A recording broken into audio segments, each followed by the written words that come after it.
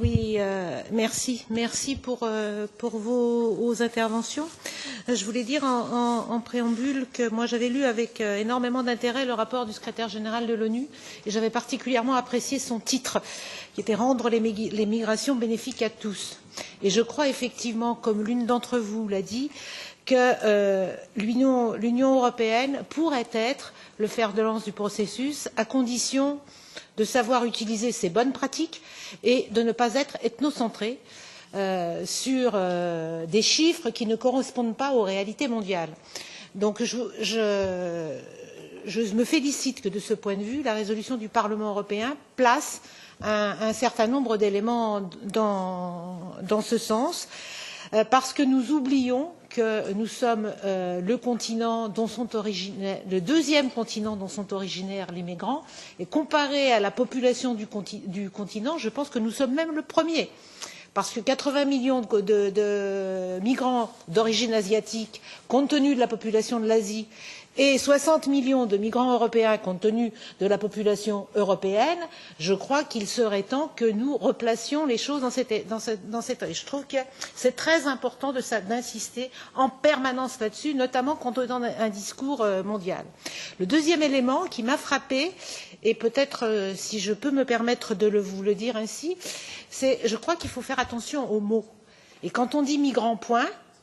on ne doit pas oublier que la majorité des migrants se déplacent dans des conditions régulières. Or, on associe de plus en plus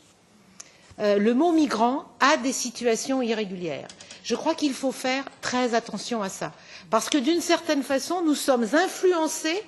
par le discours ambiant si nous ne replaçons pas la question des migrations forcées, des migrations irrégulières ou de ceux qui sont mis en situation irrégulière dans le contexte global de migration qui sont, je continue de le penser, une chance et une richesse pour chacun, à condition, et comme vous l'avez dit, qu'il y ait effectivement des voies légales et sûres, notamment pour les plus vulnérables d'entre eux. Je me félicite notamment que le Parlement ait souligné qu'un quart des travailleurs forcés étaient des migrants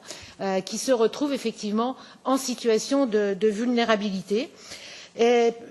puis, j'ai été très attentive à ce que vous avez dit sur la situation des enfants. Je ne peux m'empêcher de réagir en tant que Française et de regretter que le projet de loi qui vient d'être adopté à l'Assemblée nationale fait de la récension des enfants, confirme la possibilité en France de mettre des enfants en rétention et de le faire, si j'ai bien entendu les débats, dans l'intérêt supérieur de l'enfant pour ne pas être séparés de leur mère. J'aimerais bien qu'au-delà de ce que vous nous avez dit, vous donniez votre interprétation de l'intérêt supérieur de l'enfant, parce que là, il y a quelque chose qui me chagrine grandement et je pense qu'on dépasse un certain nombre de lignes rouges quand on met la question de l'intérêt supérieur de l'enfant pour mieux justifier des politiques qui sont quand même, excusez-moi, des politiques répressives.